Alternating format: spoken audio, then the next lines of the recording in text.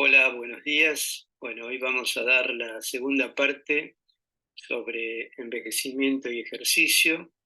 En esta clase hablaremos de sarcopenia y dinapenia, es decir, la pérdida progresiva del volumen, la fuerza y la función muscular.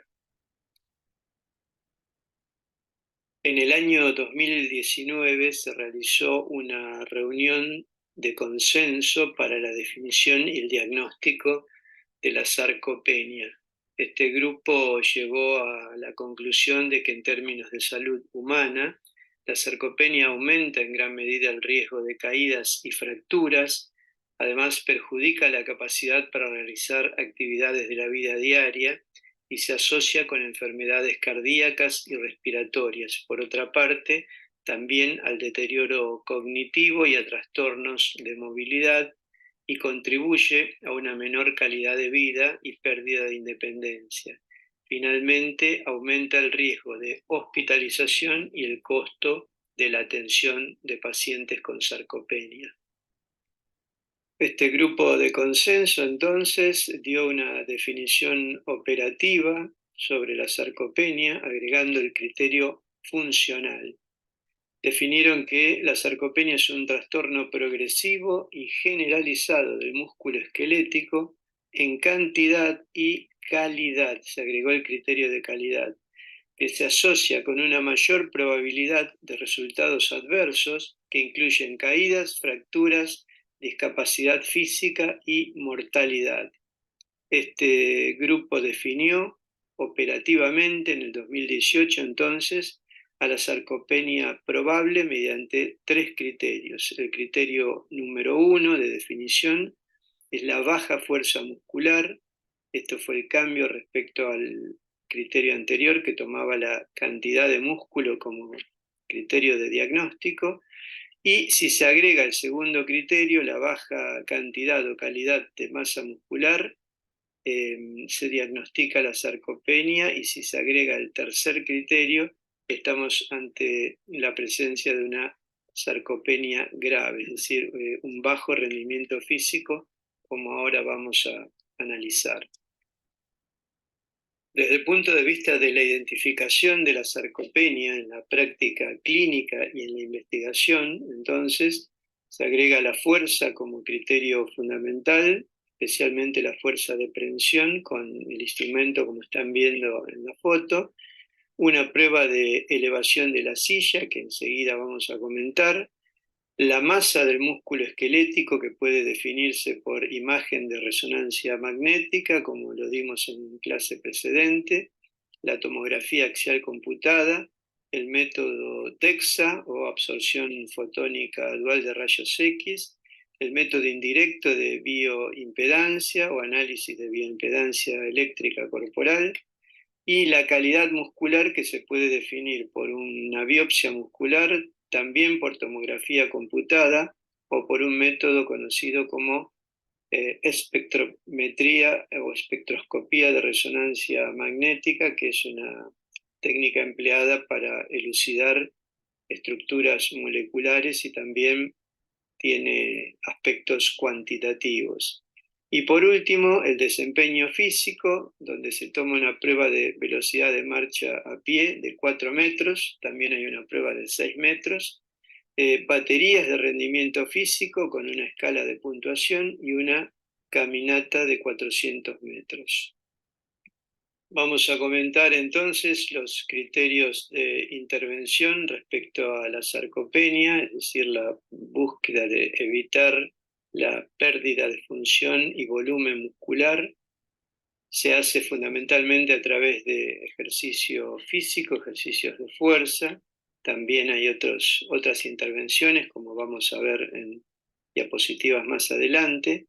El objetivo es intervenir sobre la fuerza muscular, fundamentalmente evitando que este nivel de fuerza caiga por debajo del umbral de baja performance física, o peor aún, por debajo del umbral de discapacidad. En una etapa temprana de la vida se busca maximizar el pico de fuerza muscular. En la edad adulta, mantener ese pico, y en la vejez evitar o minimizar en todo lo posible esa pérdida de fuerza lograda en estadios precedentes. Seguidamente vamos a analizar los aspectos que definen la fisiopatología de la sarcopenia.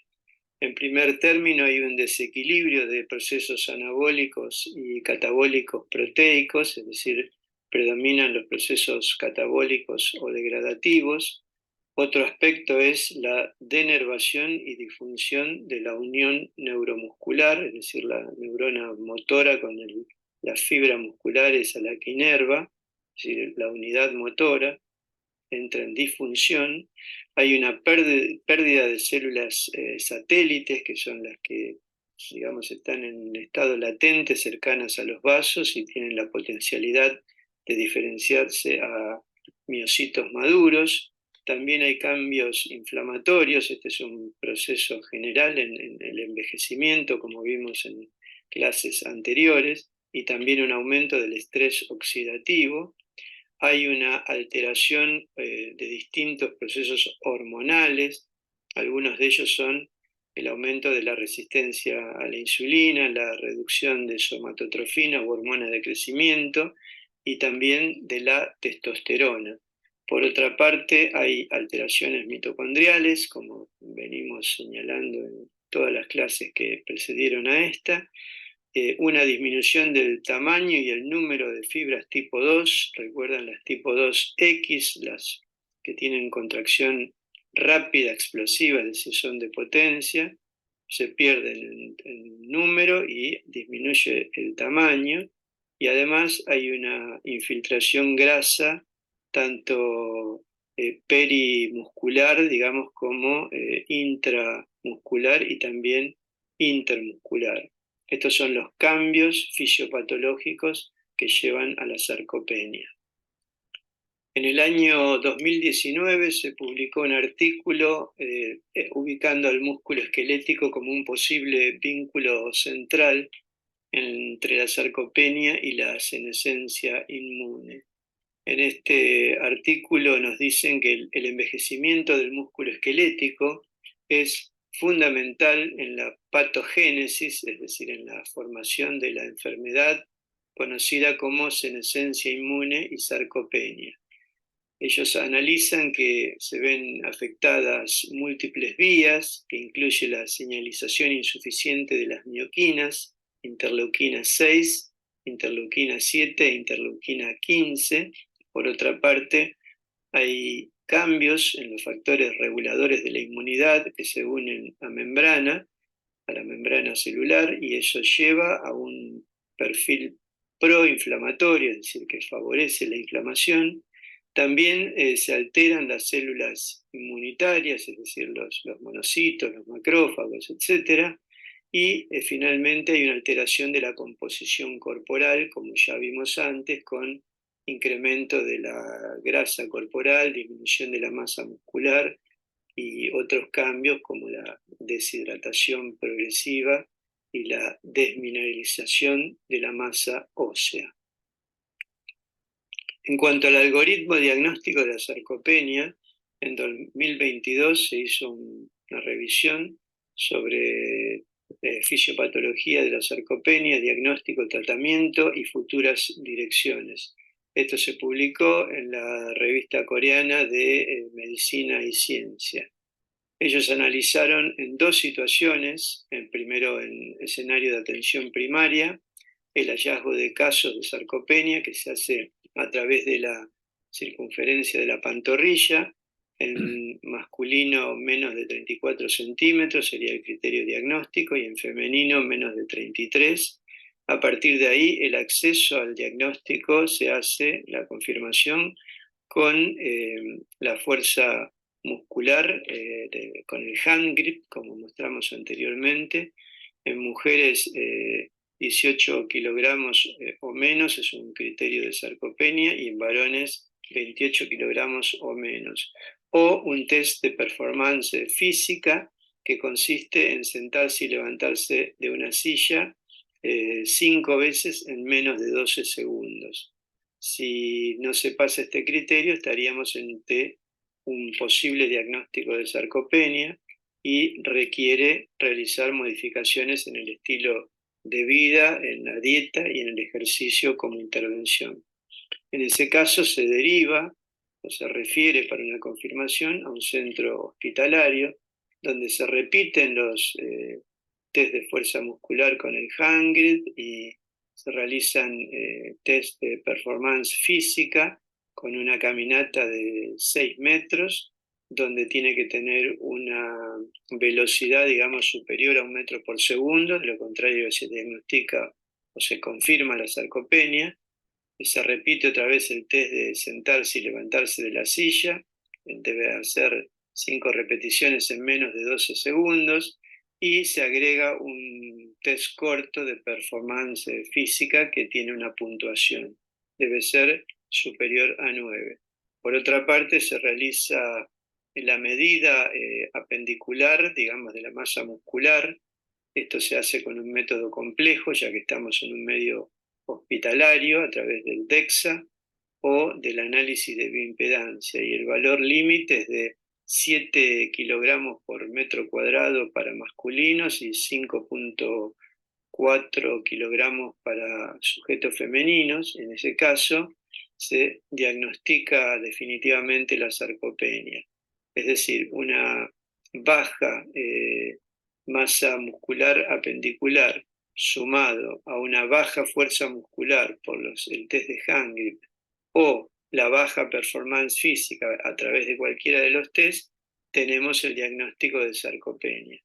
Y se diagnostica sarcopenia severa cuando se dan los 3 criterios, es decir, la baja masa muscular apendicular, sumado a la baja fuerza muscular y agregado a la baja performance física. Es decir, se suman los 3 criterios como señalamos en la diapositiva precedente que nos hablaba del diagnóstico y la confirmación. Entonces, veamos cuáles son las opciones de tratamiento de la sarcopenia. En primer lugar, hay un enfoque no farmacológico, ya lo nombramos y lo reiteramos. Ejercicios de fuerza como primera medida, en forma personalizada, por supuesto, individualizado de acuerdo a las capacidades. Una nutrición correcta que respete los principios o leyes de la alimentación, que además tenga sobre todo suficiente contenido de proteínas, vitamina D, antioxidantes y ácidos grasos poliinsaturados de cadena larga. Más adelante vamos a dar una clase completa sobre el tema nutrición. Por otra parte, hay enfoques farmacológicos, aunque no hay agentes aprobados por la FDA y los organismos que autorizan los medicamentos.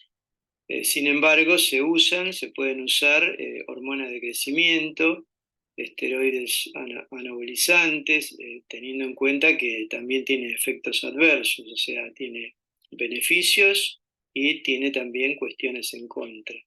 También se usan moduladores selectivos de los receptores androgénicos, agentes para el anabolismo proteico, estimulantes del apetito, inhibidores de la miostatina, fármacos activadores de un tipo de receptores que son los tipo 2 o bloqueadores de los beta receptores, o inhibidores de la enzima convertidora de angiotensina y los activadores de troponina. Es decir, son una serie de fármacos que se utilizan pero no están aprobados por los organismos rectores. El rol del ejercicio entonces es fundamental en la prevención de las alteraciones del envejecimiento. Nosotros ahora estamos hablando del ejercicio en relación a la función mitocondrial y muscular, y también en relación a la prevención de la fragilidad ósea y caídas, ambos relacionados con la sarcopenia, pero el ejercicio tiene un rol importante en muchísimas otras cuestiones, como por ejemplo la función cerebral y la prevención de enfermedades neurodegenerativas. Por otra parte, también el ejercicio correctamente realizado favorece un buen funcionamiento del sistema inmunológico y también, como hemos visto en clases anteriores, la función cardiovascular. Sobre cada uno de estos temas hay muchas investigaciones y prácticamente cada uno de estos títulos merece una clase o una dedicación aparte. En algunos aspectos vamos a profundizar más adelante y en otros ya hemos avanzado. Una de las cuestiones importantes en el envejecimiento y la sarcopenia es el tema de las caídas y cómo se puede prevenir a partir del entrenamiento de la fuerza. Acá les presento algunos hallazgos, algunas conclusiones de una revisión que se hizo en el 2022, relativamente reciente. Ellos dicen que el envejecimiento continúa en aumento en todo el mundo, como lo hablamos durante la primera clase, que la sarcopenia y el riesgo de caída son un problema muy importante de la salud pública, siendo la tercera causa de discapacidad crónica. Y por otro lado, las caídas tienen una relación negativa con respecto a la funcionalidad y la independencia de los sujetos, y una positiva con la posibilidad de generar enfermedades y muerte. Por otra parte, la masa y la fuerza muscular, así como la densidad ósea y la función del cartílago, son muy importantes para las actividades de la vida diaria. Y el entrenamiento de la fuerza afecta positivamente a las personas mayores, previniendo todos estos aspectos negativos. Pero los programas de entrenamiento, como dijimos antes, deben ser personalizados y ajustados a las posibilidades individuales. Este mismo grupo de investigación sugiere algunas cuestiones respecto al envejecimiento, caídas y entrenamiento de fuerza a tener en cuenta. Dicen que, de acuerdo a la literatura existente, la recomendación es la siguiente: de 2 a 3 series de 1 a 2 ejercicios por grupo muscular principal, realizado en 5 a 8 repeticiones, a una intensidad moderada, es decir, del 50 al 80% de una repetición máxima, y con una frecuencia mínima de 2 o 3 veces por semana. Y por supuesto, reiteramos nuevamente, respetando los principios de entrenamiento como la periodización correcta, la progresión y el ajuste personalizado de la carga de entrenamiento. Y ya cerrando esta presentación, vamos a hablar rápidamente de disfunción mitocondrial y obesidad sarcopénica, que es un nuevo tema, y el rol del ejercicio en esta cuestión. Les presento aquí una investigación muy reciente del septiembre del 2023, recién salida, donde dicen que la obesidad sarcopénica es la coexistencia de pérdida de masa muscular esquelética o sarcopenia, sumada al exceso de adiposidad que determina obesidad. Por otra parte, la disfunción mitocondrial es uno de los mecanismos fisiopatológicos básicos que conducen al desarrollo de esta obesidad sarcopénica y a sus consecuencias. Entonces, el consumo máximo de oxígeno y la capacidad de ejercicio se ven afectados negativamente en estos individuos con obesidad sarcopénica, justamente porque hay una disfunción mitocondrial, que es el lugar donde se produce el consumo de oxígeno, como vimos en clases precedentes. Ellos se propusieron como objetivo, entonces, en este trabajo, investigar los efectos de la fuerza, la resistencia y el entrenamiento combinado o concurrente sobre estos índices de disfunción mitocondrial en pacientes con obesidad sarcopénica. Y aquí tenemos entonces los resultados de este trabajo, donde se dividieron en 3 grupos: entrenamiento de resistencia, entrenamiento de fuerza y entrenamiento concurrente. Ellos encontraron que los resultados de los ensayos tuvieron efectos positivos del ejercicio crónico, no agudo, es decir, es un ejercicio de larga duración, sobre el consumo máximo y la capacidad física, así como sobre la biogénesis y la actividad mitocondrial. Y por otra parte, encontraron también que un programa de entrenamiento físico sistemático que incluya ejercicios aeróbicos y de fuerza constituyen una estrategia eficaz para controlar esta obesidad sarcopénica y mejorar la salud. Entonces, vieron que en el caso del entrenamiento de la resistencia, como ya vimos en clases anteriores, aumentaba las propiedades mitocondriales, es decir, el número de mitocondrias, la actividad de las enzimas oxidativas, la fisión mitocondrial, etc. Y en los ejercicios de fuerza aumentaban sobre todo la aptitud física, digamos, para realizar determinadas actividades, es decir, la capacidad funcional, y cuando se combinaban, es en el entrenamiento concurrente, aumentaban todas estas cualidades y otras, es decir, había un aumento del fitness o la aptitud física y todos los parámetros, digamos, para mejorar la función, es decir, tener un mejor consumo de oxígeno, una mayor fuerza y una mejor calidad de vida enfrentando las actividades diarias. Así que estas son las conclusiones de este trabajo, de este nuevo grupo de enfermedades que podríamos decir, digamos, donde se unen, por un lado, la disfunción muscular en forma de sarcopenia y el aumento de grasa corporal en forma de obesidad. Así que, habiendo llegado hasta aquí, entonces, les agradezco mucho la atención y espero reencontrarlos en clases próximas. Muchas gracias.